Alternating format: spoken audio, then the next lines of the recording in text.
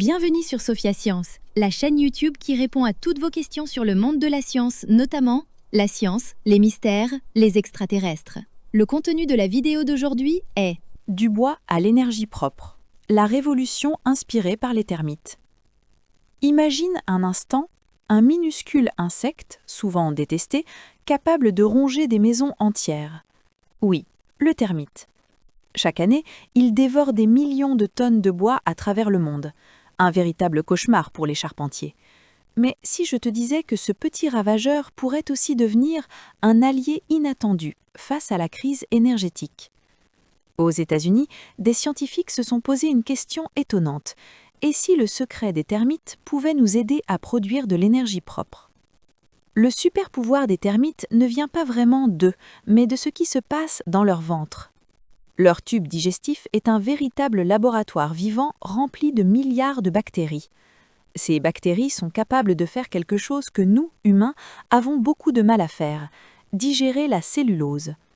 La cellulose, c'est ce qui donne sa rigidité au bois. C'est un peu comme l'armature d'un meuble ou le squelette d'un arbre. Pour nous, c'est quasiment indigeste. Pour les termites, en revanche, c'est un festin. Quand un termite grignote du bois, les fibres passent dans son système digestif où les bactéries entrent en action.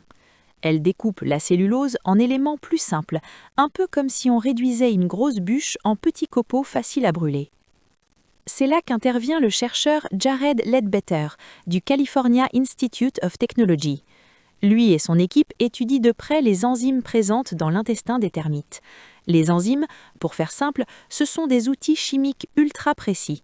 Imagine des ciseaux microscopiques capables de découper des molécules avec une efficacité incroyable. Et surprise, ce processus naturel produit des carburants. D'un côté, de l'éthanol, un alcool déjà utilisé pour faire rouler certaines voitures. De l'autre, de l'hydrogène, un gaz considéré comme l'un des carburants les plus propres car il ne rejette que de l'eau lorsqu'il est utilisé. Concrètement, quand la cellulose traverse le tube digestif du termite, les bactéries libèrent de l'hydrogène, un peu comme des bulles qui s'échappent lors d'une fermentation maison. Si on pouvait reproduire ce mécanisme en laboratoire, sans termites, mais avec leurs enzymes, on pourrait transformer des déchets végétaux, branches, copeaux de bois, résidus agricoles, en sucre fermentible, en éthanol ou en hydrogène gazeux.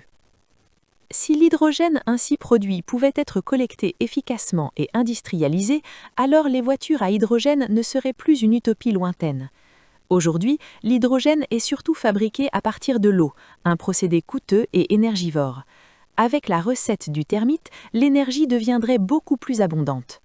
Autre avantage majeur, l'utilisation d'enzymes permettrait de réduire l'usage de produits chimiques toxiques. Moins de pollution, moins de déchets dangereux et surtout moins de dépendance au pétrole. Bien sûr, les scientifiques restent prudents. Selon eux, il faudra encore 10 à 20 ans avant que ces découvertes ne soient pleinement exploitables à grande échelle.